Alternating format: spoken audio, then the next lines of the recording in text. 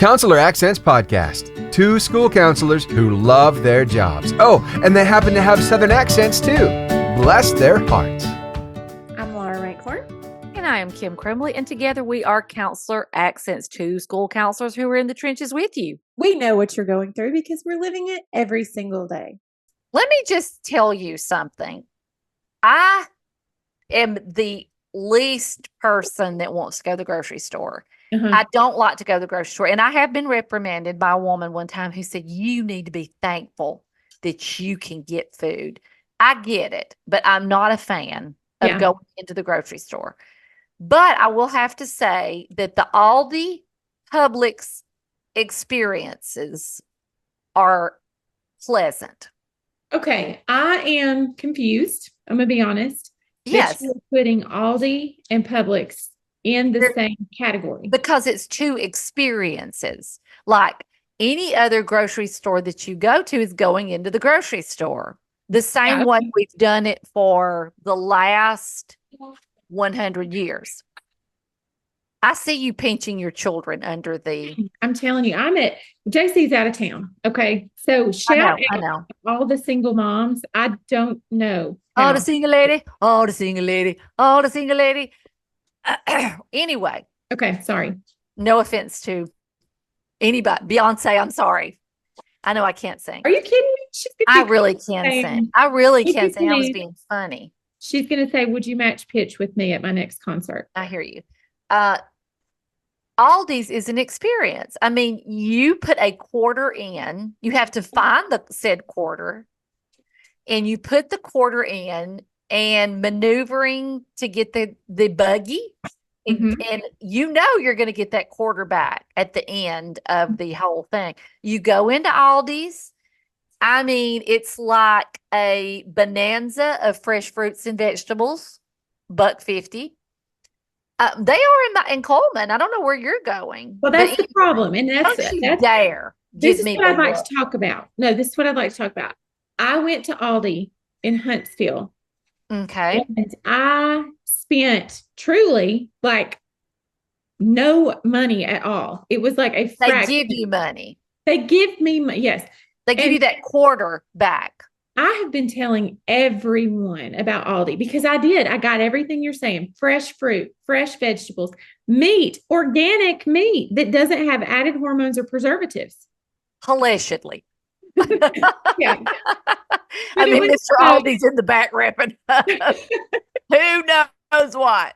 Who knows? But hey, slap a sticker on there and I'm happy because I think it does. Exactly. I mean, clearly, by the way, you handed the kids the frozen, warm it up for 20 seconds. No additives because it came from Aldi. But anyway, so I have been raving about it. And then I made JC go with me to a different Aldi that will remain nameless. Date night. Okay. And it was, I pulled up. I was like, look at this. Where can you put this cheap?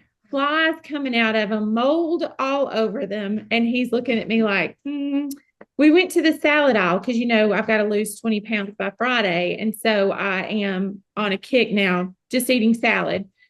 And so I was like, let's get salad. And this man was there and he was like, you're not going to want to get any of this salad. It's all out of date. And I love the voice you're using.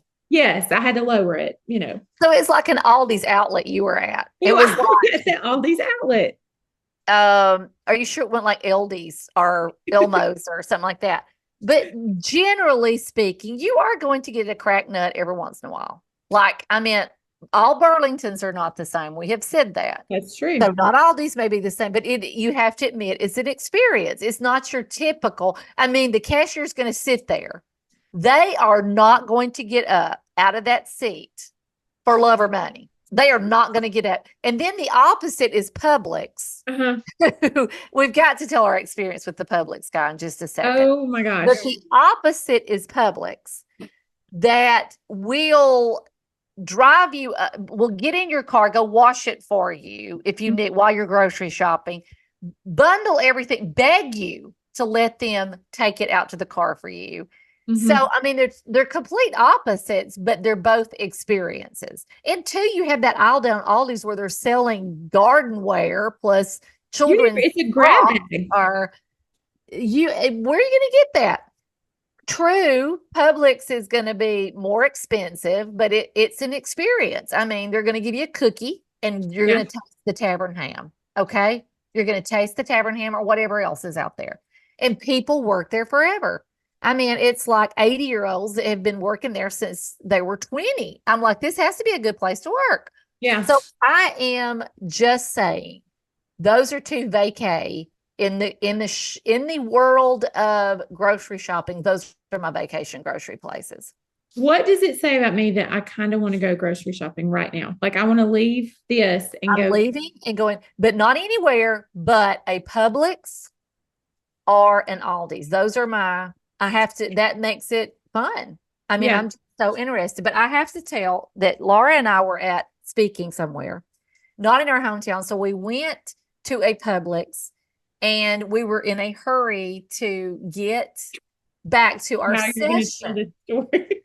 And so the Publix cashier, I've never witnessed this before, but it was a cranky cashier. I've never seen that in a Publix person. This was a cranky man. And so we are trying to tell him that we're using, I don't know, we were explaining something. He held up his hand. He said, wait. And that made us laugh. I mean, it was like we were being reprimanded, but he was the grumpiest, grippiest.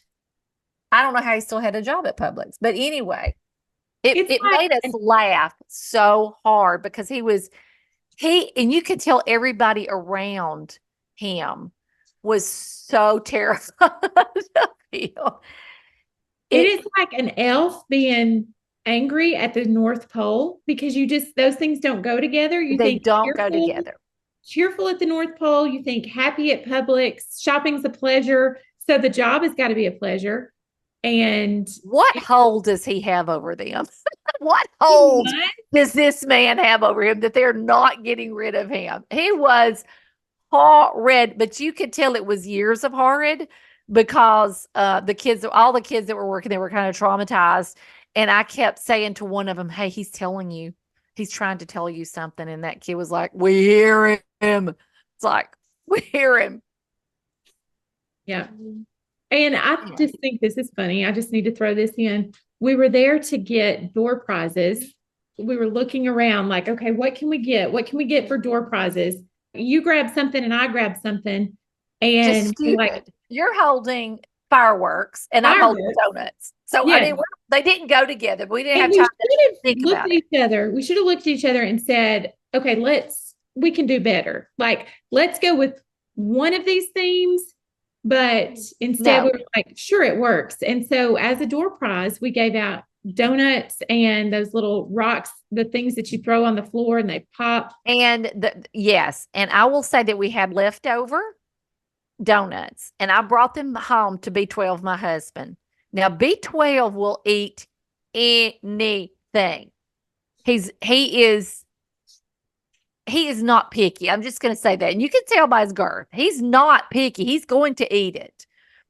So I'm like, I'd been gone. I'm like, B12 is going to love this donut. It's huge frosted donut. He said, this is the worst donut I have ever eaten. And I thought that's what we gave as door prizes. The only thing I can think of is I hope that they use those fireworks to blow those donuts. So Laura, I've wanted these two on our podcast because I love a good collaboration. Yes. Especially when an admin and a school counselor are humming right along as you and I do with our admins, it just makes a big difference in what you can do with your program. So we're going to listen to two of our favorites, Dr. Baker and Sarah Nauman. And I'm saying that correctly because you're looking at me like, are you? I'm just looking at you and thinking how adorable you are. Thank you. Thank you. I couldn't be happier.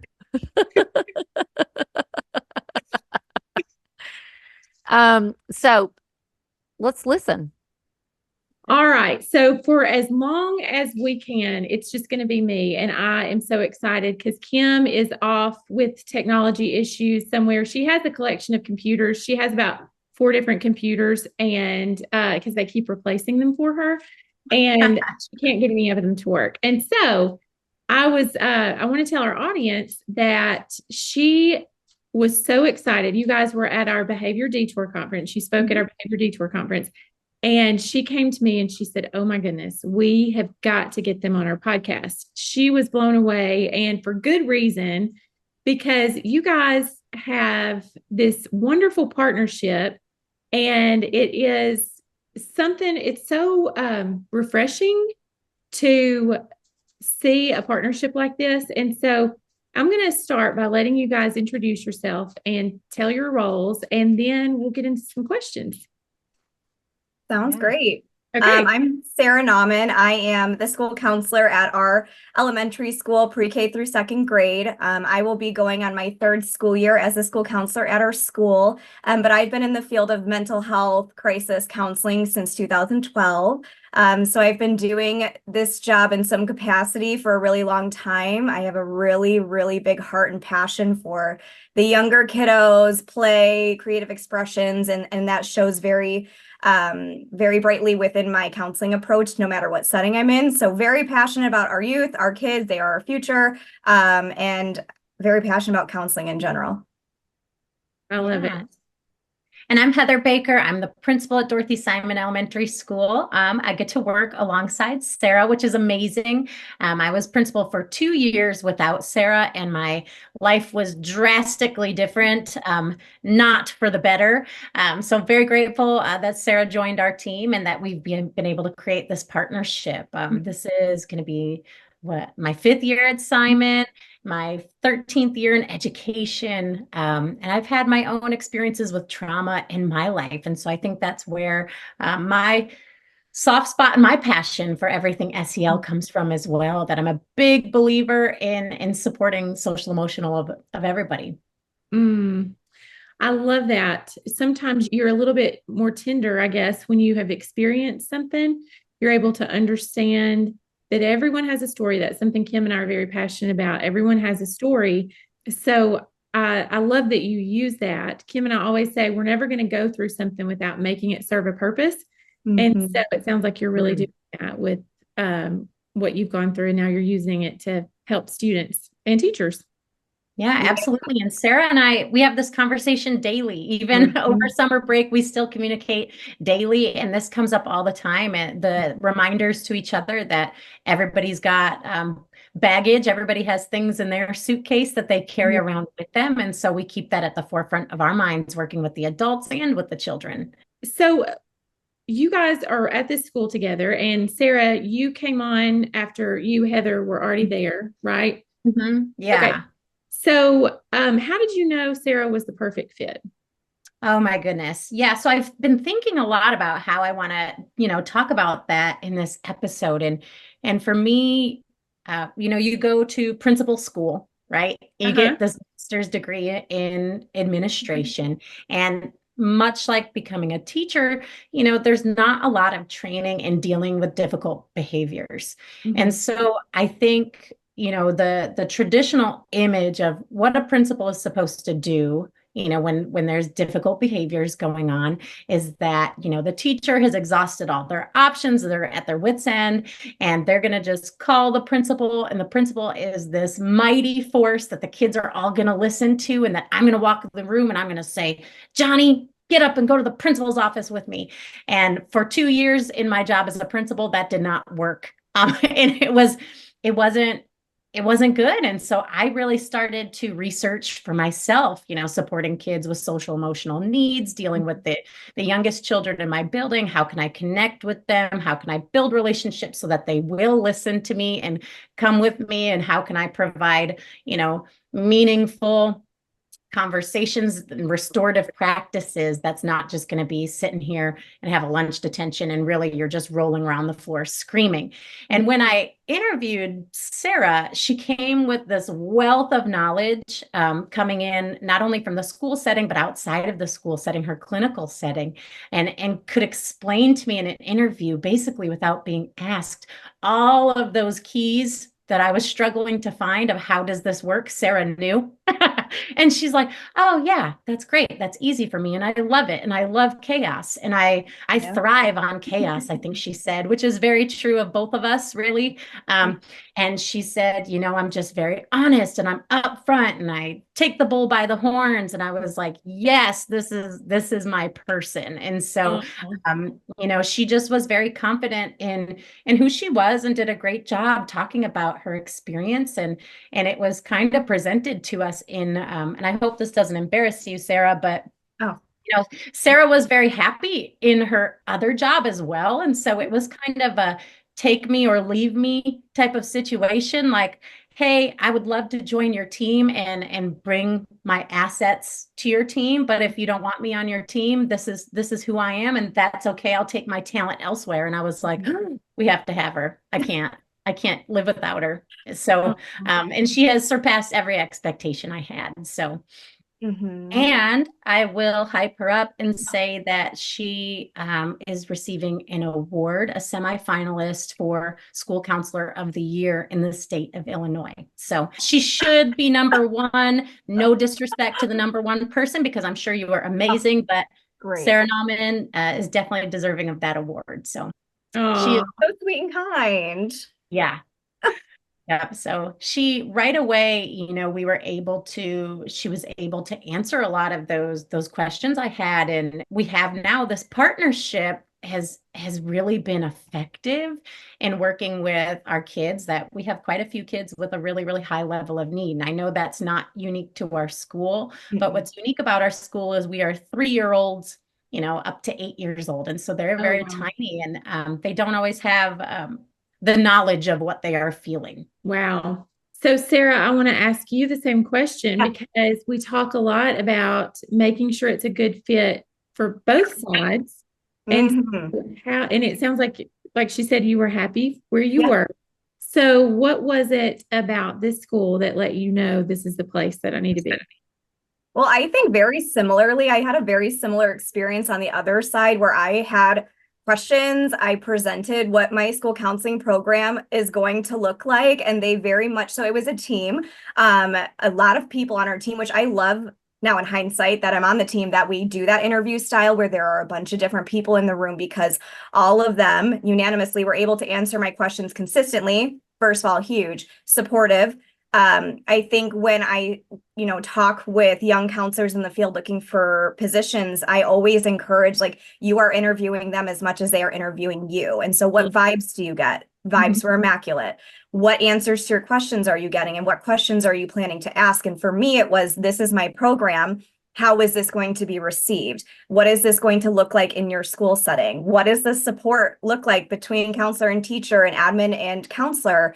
Because I've had some really wonderful experiences and beautiful relationships with administrators in the past, but I've also had the experience where there was no support, and that makes or breaks a job for me. And I know that that's a similar experience for a lot of other counselors too. So for me, that's something very straightforward. I need to know, are you going to be supportive? Are we going to work together? Because in my program, it is a collaborative situation, and that's not just admin and counselor, it's building wide. That is very much so what my program is based off of. I'm very passionate about tier 1. Am I going to be allowed in these classrooms? Am I going to be pulled for crisis every 3 seconds? Because I promise you, if you allow me in these classrooms and you let my program do its job, that you will see a decrease in those crisis situations. But I have to have the support to be able to get in there, and the trust that you allow me to be able to do that. And everybody on the interview team was like, yeah, sure. I was like, I have a sand tray. I use play. I use creative expressions. I am very much so like,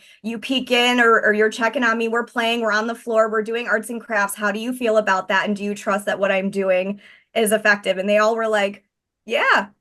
So, I mean, similarly, I just think that the interview was very organic. I'm going to be real honest. I was running from my job to this interview. I was like, oh my goodness, I was feeling chaotic, instant vibes, instant connection. And this was over Zoom because I interviewed, a little bit past the COVID times where things were still Zoom wide. And so even through that, I was like, okay, this is feeling really, really good. I'm feeling really excited. And when I feel that way about any type of conversation or situation, especially in an interview, I'm like, all right, this sounds good to me. So hopefully that answers it in a nutshell. I do this thing called passionate rambling where I get really excited and talk a lot. I think I mentioned that in our behavior detour presentation. So if I'm ever going a little too far the wrong direction, feel free to bring me back. I love it. And that answer alone, no wonder you were hired, because I am like wanting to, I don't know. Don't try to steal her. I would like for you to step down, Laura. Just step down from your job and call your try to steal principal her. and say.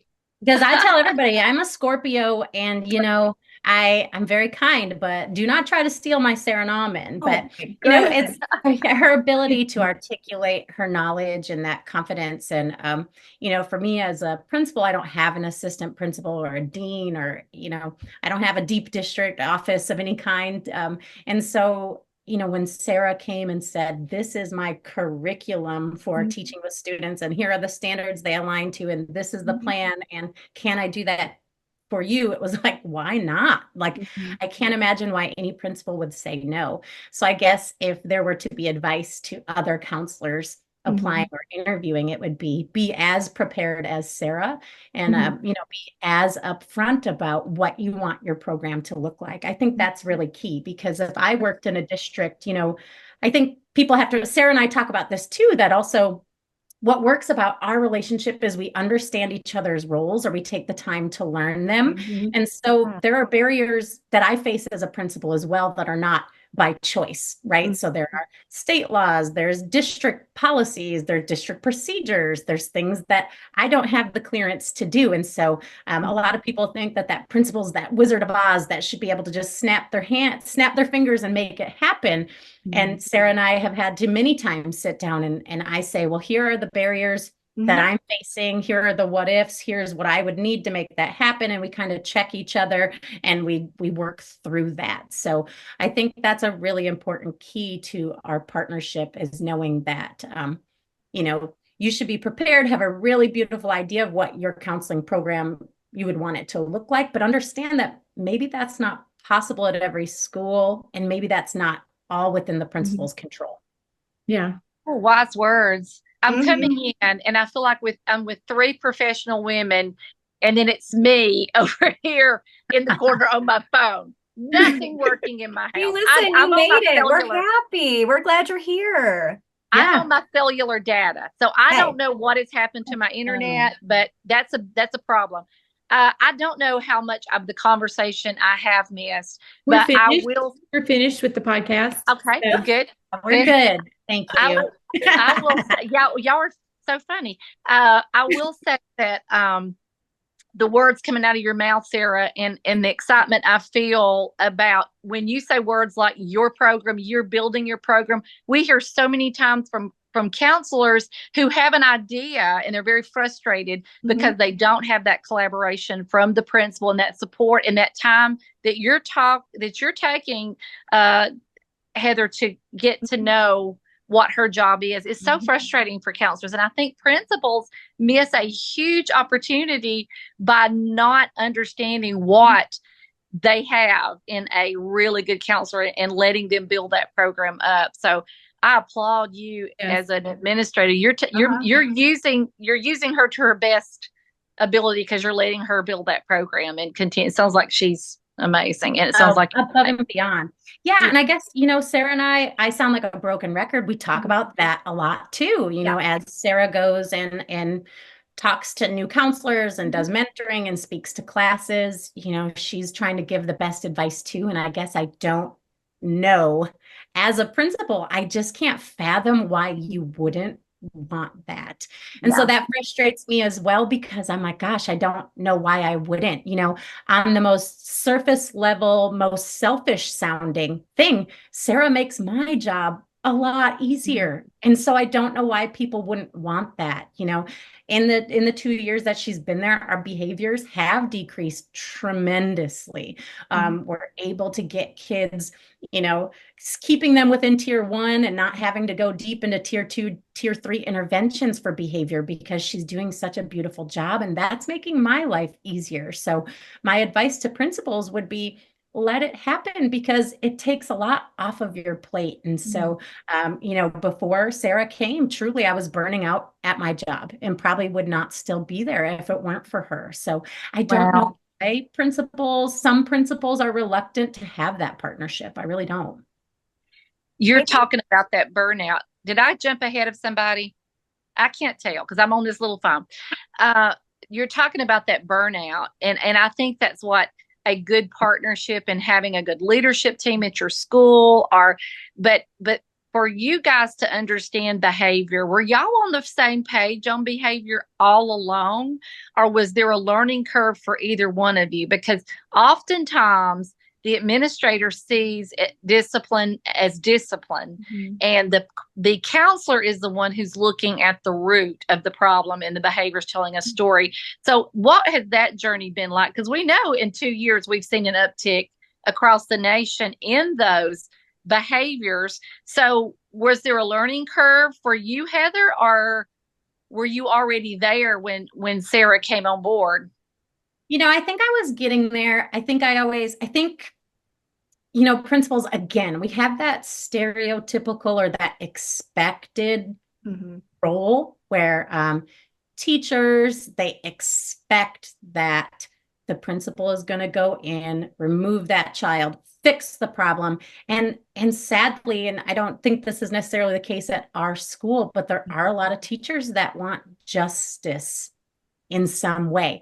So there is a lot of educating that goes along that. And I think I was already there in my mind that I knew that didn't work. And my learning curve was when Sarah started, help me because this isn't working, and I will do anything you want me to do because this isn't working. But Sarah quickly realized, and I'll let her talk on that, the need for professional development for everybody, being paraprofessionals and teachers, because we still will face why did that kid get sent back to my class after they destroyed my classroom, or why did they not get suspended, or why did they get to come back to school? So go ahead, Sarah, take that away. I mean, I think I just would like to preface that I know I am very blessed with Dr. Baker here as my principal, and she does, as you guys can tell, her own research. She stays up to date. She doesn't know something, she's looking into it. We have a beautiful, communication and teamwork, collaborative relationship. And I just want to preface that I know I am very, very blessed with that. With that being said, though, like Dr. Baker had said, for me, I very much believe that it is so much beyond just us in this understanding as a building of what are behaviors, what is trauma, what does mental health look like in our 3 through 8 year olds, because it does exist. And that education piece, building wide, we educate ourselves, we talk to each other, but I think as a team, and I feel supported to do this, having time at staff meetings to educate staff, helping them understand what is behavior, what are responses, what does co-regulation mean, and how are you accountable in that situation and in that crisis.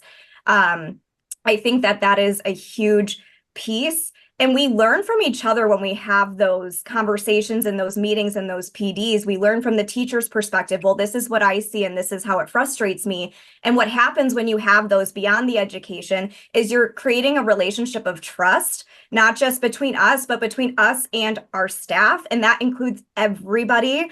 It doesn't matter what role you're in, you're a part of these conversations. And so if something does happen and they're like, okay, why did they come back to my class? They very much so feel comfortable in coming to us. They're coming to my door and just saying, hey, I'm feeling a little bit frustrated. Can you help me understand?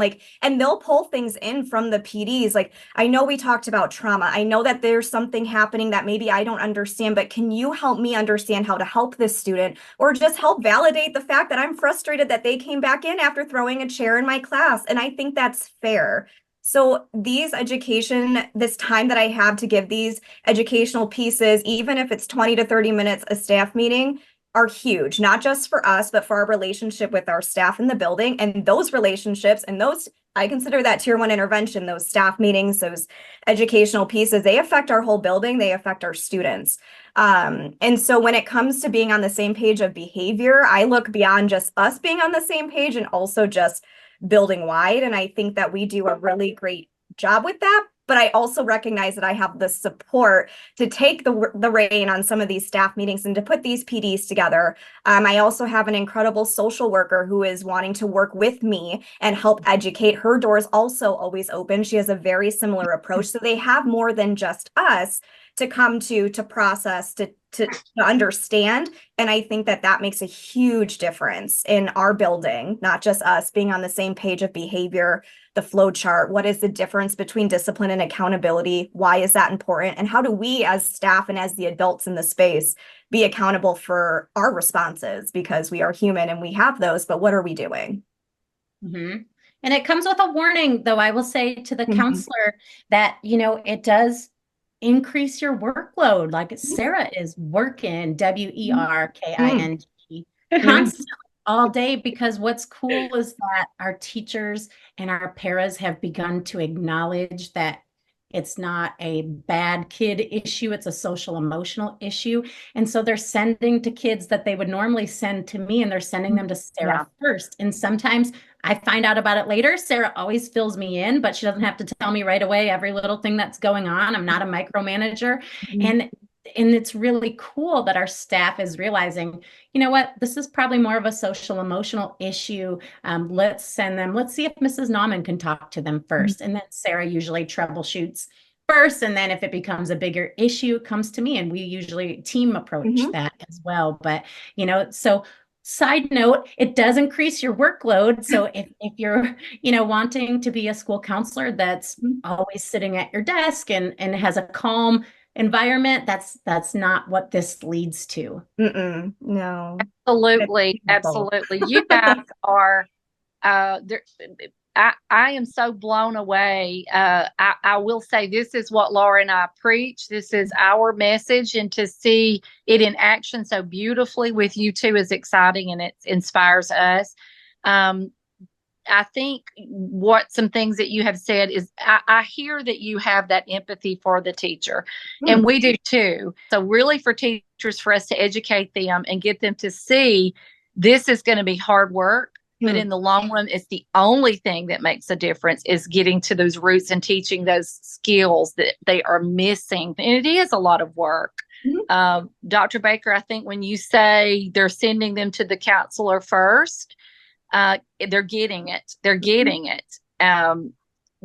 What kind of, is there something in place for your teachers if they're over frustrated? It sounds like they're free enough to say, hey, I'm frustrated. Do y'all have a tap out or any kind of, talk to me about that. We actually use that same language. And when my social worker and I at the start of the year or, mid-year PD or whatever it may be, even just in casual conversation, we remind teachers that one of our favorite things to do is to allow you to keep the control. So if that means you call me and say, hey, can you pop in so I can pop out for a second, whether that's to take a breather or to help resolve and mediate a situation with the student in private on their own, I would be more than willing to watch your class. I would be more than willing to give you a minute if that's what you need to be able to keep the power in this situation.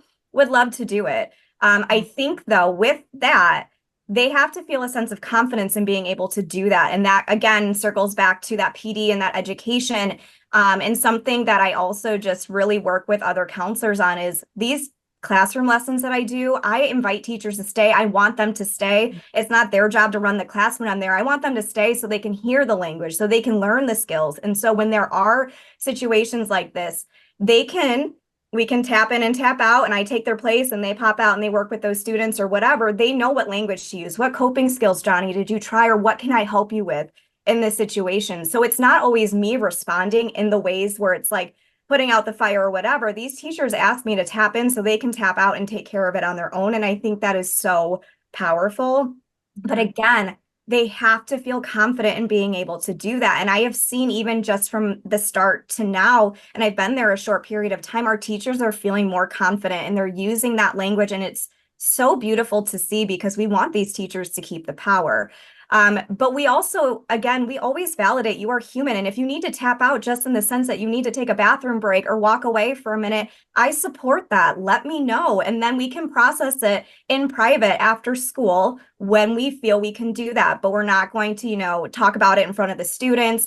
Just let me know you need to tap out. Just give me the words and we will swap for a hot minute. I support that and I love that. And then the reflection and the work is done after the fact, not in front of the kids. But I do think, again, we've gotten to this place because I've been allowed to have those conversations. And Dr. Baker's very supportive. We have a leadership, framework that we use at our school. And from the jump, I mean, my first day there where I had no respect on my name yet, no one knew who I was. We were using this. Where are the leaders? Where are our Simon superhero leaders? And it caught on so quick. And so our leader of our building is using this language and encouraging these expectations in this framework.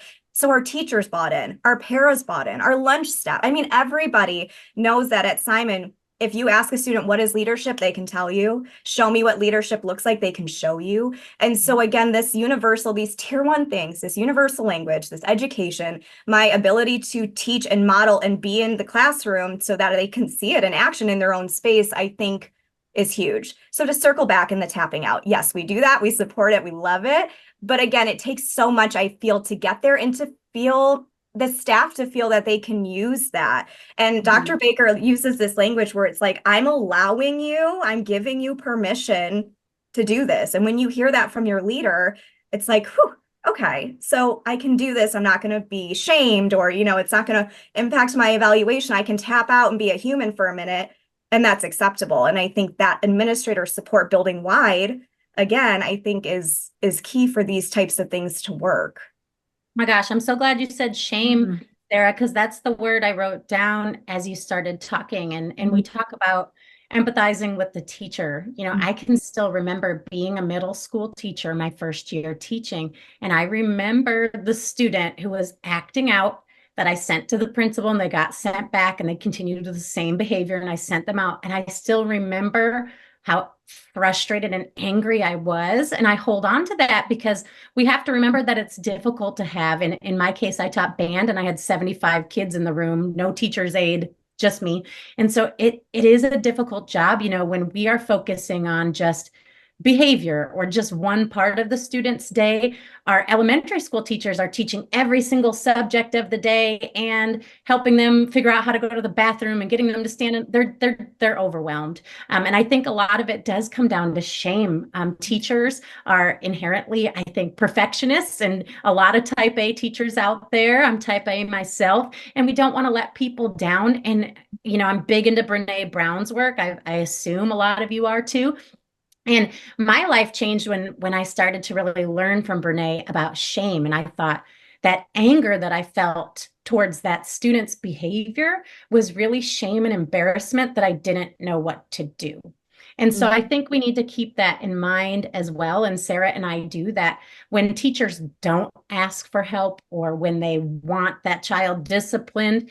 There could just be shame attached to that of, I couldn't fix this. I'm a failure as a teacher, whether they can articulate that or not. So being empathetic to that. And then also, I think, Sarah, one thing you didn't give yourself credit for is that trust is a really big piece of this as well. And we worked on that a lot at Simon and what it takes.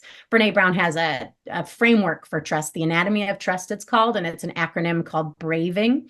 And it talks about how non-judgment is one of those elements of building trust. And so that's where it came from for me to say to teachers, there is no judgment for you to have a kid sit in the office. And I have teachers all day long that say, hey, Johnny's just going to sit here for a few minutes because he's going to sit here for a few minutes. You don't need to talk to him, but they'll drop a kid off, give themselves a little break, and they'll come back and get them. And I say, hey, that's cool. And we never talk about it again.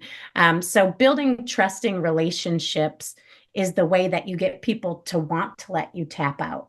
Because as a teacher, I'm not going to want Sarah to tap out if I don't trust her. Is she going to make fun of me? Is she going to judge me? Is there going to be shame involved? Is she going to mess up my classroom? You've got to have the trust there. I love this. I love this so much. And if Laura, you have to make me shut up because I'm said that you could drive, I didn't mean kick me out. No, you're not. You're in the back seat. You're in the trunk. You're in the trunk right now. Uh, no, you messed me up, Laura. Uh, I think the thing with teachers and this, and I'm going to say something that you have said to me, Laura, that I think is so important. I think you would agree, Sarah, that business as usual for school counselors can't be the way we've always done things before. And I think that was a big aha moment for me about 2 years ago when I realized that if you're in the world today and you're dealing with what we're seeing, where am I going to be most effective to help a child with academics, with behavior, SEL, even with careers? Where am I going to be? The old models sometimes are not, some of that's good, not saying throw everything away, but if we are really looking at how we're doing business, we're asking teachers to look at how they've done business. And I think that shame is because they're not prepared for walking into today's classroom. So I think part of your PD, part of our trainings that we do is to say, there will come a day when we catch up and we're going to figure this out. But for now, we're all, as this new child evolves and their brain is evolving, we have to realize that we're trying to catch up. We're all learning how to deal with this together. So it's a newer thing, really. And we're going with that old model of teacher of, if you're a good teacher, you control your class. There's no controlling a child with tier 3 behaviors. We try to get those missing skills in. But I think all that training is so important that you guys are doing.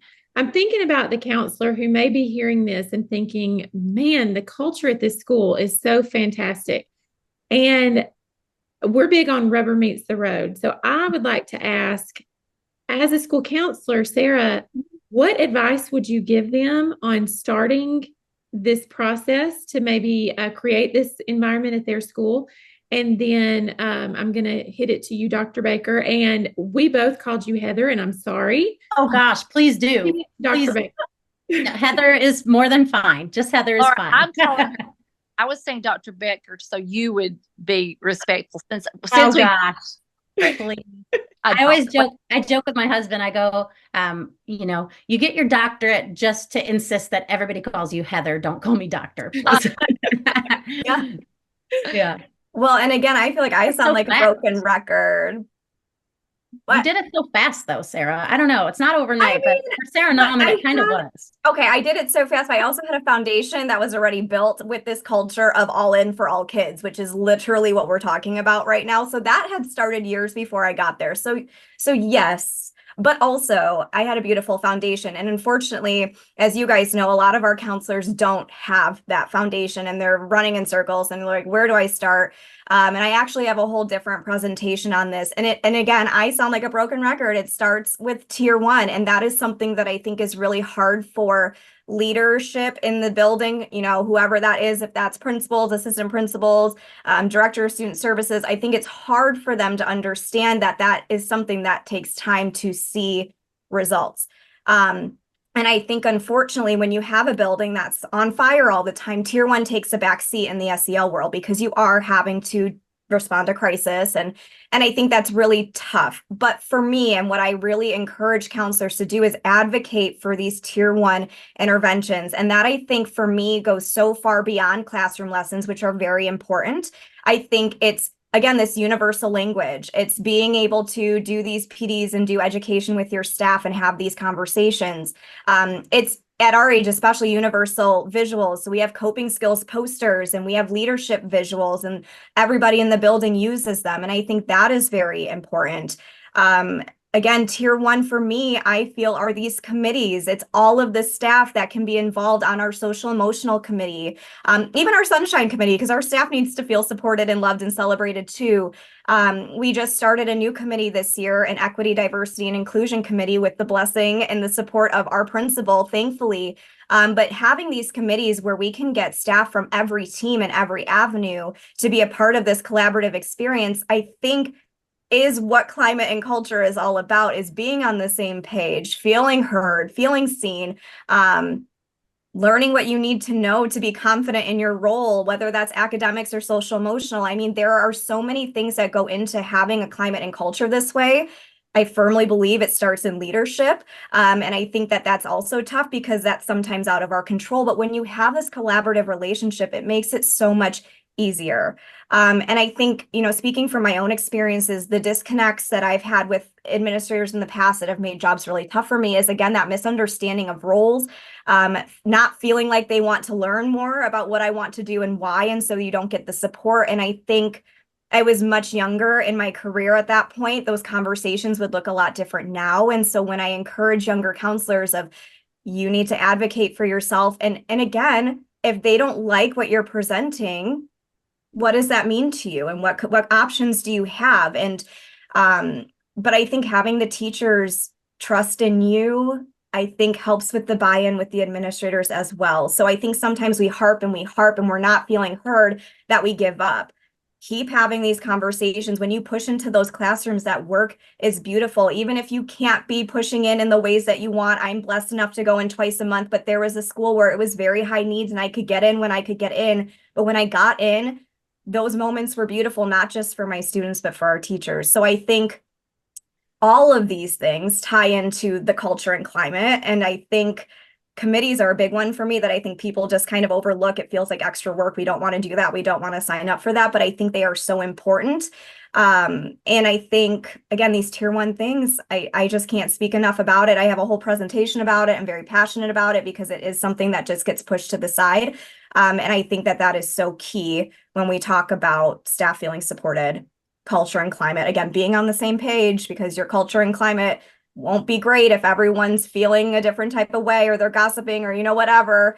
If we're on the same page, there's trust, there's openness. It's beautiful. And you can see those changes, but you have to be able to be given the time and the space to be able to do that.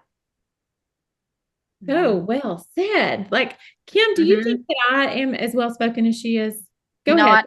On your no, you're not. I'm going to be transparent with you right now. Sarah for president. Yeah. Yes. I was just kind of thinking, from, if I were a counselor and you feel that your principal is the barrier, certainly even as a principal, I have barriers, and I like to think of it more as what knowledge is that other party missing. Like if they're not understanding what I'm trying to do and why it's important, how else can I explain this in a different way?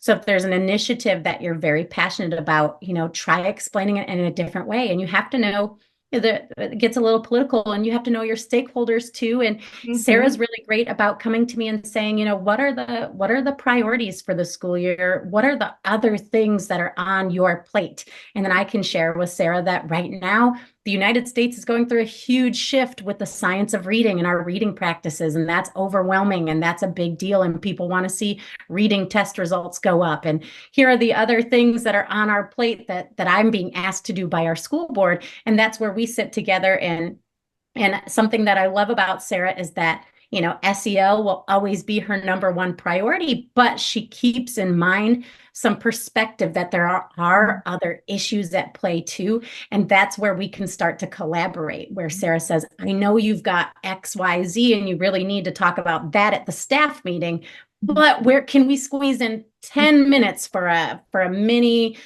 co-regulation, or can we do this? And that helps us build trust as well, because then as a principal, every person is coming to you with a different number one priority, and you as the principal are trying to balance those priorities. So as passionate as Sarah is about SEL, somebody else is as passionate about science and as passionate about writing. And so, we have to be able to keep that perspective and say, where does the puzzle piece fit?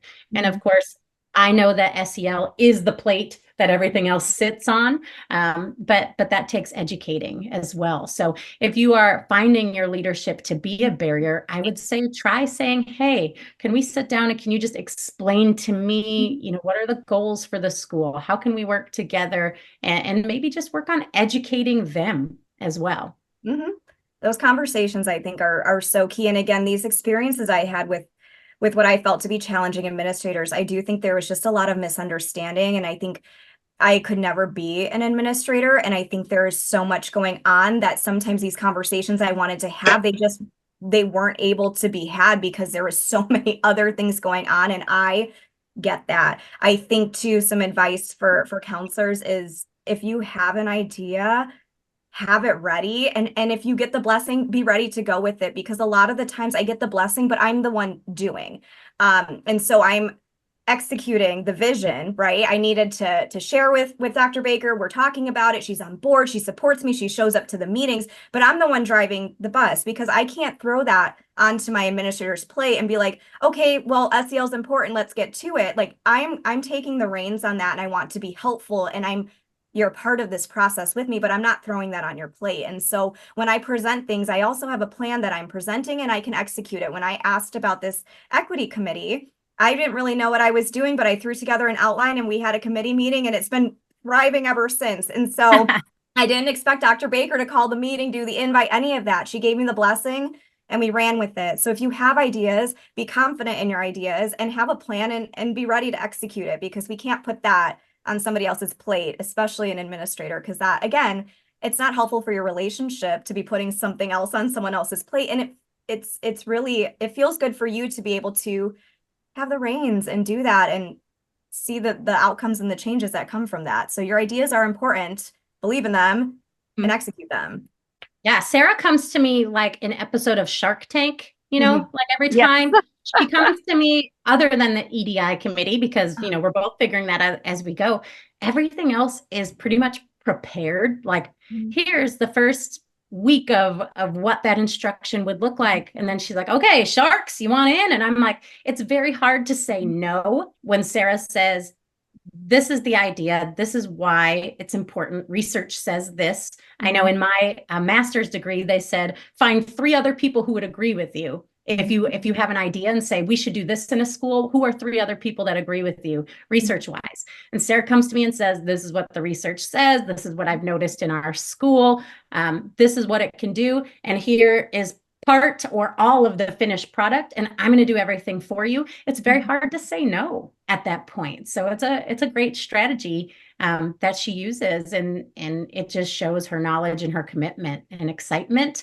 The excitement is the other piece. I will say, as you can tell, listening to Sarah, she's very passionate, but she's excited about it. And it's not a passionate in I know more than you way. It's a I'm excited about this and let's do it together. And that's super contagious. And so I do think that that's something that anybody can embody. There are intangibles, but I think being excited about what you're doing and bringing people in is how Sarah's been so successful in such a short amount of time. She's truly like a celebrity in our community with the adults and the children alike, because they just all want to be around her, because her energy is positivity and light, and she's got that yes we can attitude.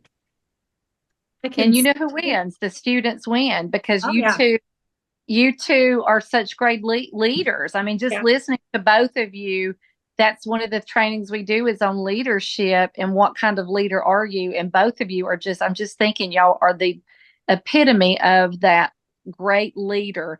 In your collaborations, those students win. And so you're using your school counselor in the best possible way that helps the school and you, and you're open and you are willing to give credit to other people as an administrator. And I think that is such a wonderful, beautiful thing. Anything else, Laura? Well, I had written down the very same thing. Both of these embody we talk about Eagle style leadership and how Eagles have perspective and they bring unity and they can see the value in others. And I have heard that through and through as you guys have been talking. And you both are so very knowledgeable, but you're not, we call it a bull, where you have to push your ideas and your opinions on other people. You both do it in such a way, you can tell you have such a respect for each other and for the rest of the staff. And I'm so blown away. We love it. We keep going back every day and it's for the kids. And, we have that conversation every day that we just truly love the kids. And so if that's not where your heart is, there's no shame in admitting that and saying, maybe this isn't the profession for me, or maybe I want to go into a different, practice of some kind. I think that's okay. And I think maybe we need more people to admit that that's not where their heart is. And I also do encourage people at the end of my own presentations. I'm passionate about managing your stress and taking care of your health. And if you don't like your job, there's a lot of schools out there. So try a different one. If you've tried everything with your admin, with your teachers, and that you're like, this just stinks, and they don't see my worth and you don't feel valued, then don't stay there. It's just not worth it. Wow. I want to see all the presentations that you guys are doing. Oh, there's just an endless supply. I feel like we just keep doing more and more, but yeah, hey, that's wonderful. That is exciting. And I think that as much as anything, I tell everybody, find something you're passionate in. Even if you teach and you don't want to speak about, find something else you're passionate about. But I love what you guys are doing. That's what Laura and I love to do. So kudos to y'all. Thank y'all for coming on today and spending this time with us. Well, thank you, ladies, so much for seeing the value in what we're doing and for allowing us to be on here. Yes, I appreciate y'all taking the time. Thank y'all so much. Well, great find. They were amazing, just as you had predicted. Not predicted, they were they were part of our behavior conference. If you didn't catch that last year, we hope you can catch it this upcoming year. You can still predict it. I mean, what if it was a fluke that they were amazing? True. But I felt like they were solid. They were solid. Solid as a rock. But what great collaboration. I meant both of them are such great communicators, such great leaders. You could tell that both of them continually learn and grow and are changeable and have that. I mean, and just that collaboration that they have with one another to make their school a better place. And how powerful was Heather's statement that she was at the end of her rope, like I am. And I think that as a school counselor, changing the power of being able to improve a climate and culture, to change a climate and culture, to work alongside administrators to change that climate and culture, that's really when you are owning your program, is when you're making that kind of an impact. And it can be frustrating if you feel like, well, I don't have that administrator leadership to do that, to make that big of a difference. I say Heather's advice was good. Find somewhere where you can serve. And if you can't, and we have those times in our life where this is where I'm at in this season for whatever reason, then what we've said before, you shut that door, or you say, okay, I'm going to make the most of what I have right now and chip away and make all the difference that you're able to make in that moment.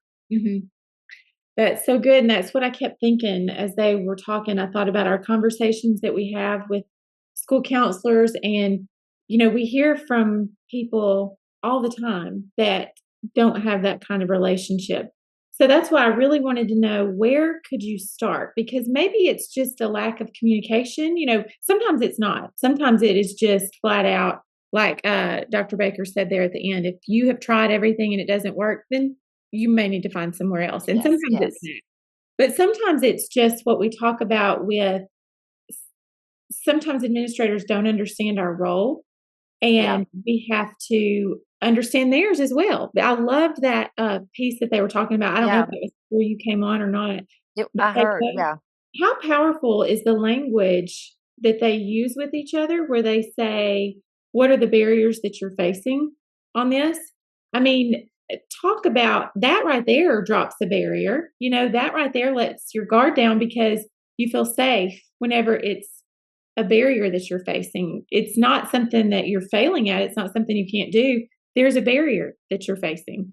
And I think, I wish we had got into this, but you and I say there is an art to collaboration, and even training or using words with your teams or committees or with your principal or whatever. But one of the things I say is, let's all agree that there's nothing we're throwing things out. Some of that may sound stupid, and it may be, and that's okay. We're allowing that, and you have to be confident enough to collaborate, but you also have to allow the other person. It's as much that's what a collaboration is. It's you, but is the other person allowing you to collaborate? Are they taking what you say and listening to it? You're just throwing ideas out when you're collaborating. Some of those things are going to work. So those two have got it down. There were so many things that were inspiring, and I hope that our listeners can take something, maybe not everything. You're not there that yet, or that's not the situation you're in, but there were so many nuggets, if I may. Little nugs coming out that I would say there was plenty to grab hold of. Yeah, definitely. I would be very interested in hearing more from them, because I think we will. I really do. I think they are superstars, and I'm glad they've come into our radar. On our radar. I was trying to think of a song that went with that, because it just feels like a wind beneath my wings kind of moment. And never know that you're my hero. A lot of songs in this episode. You're doing a lot of singing. It's just all there. You should add a component to our podcast. Just have listeners just put what they would like to hear. Okay.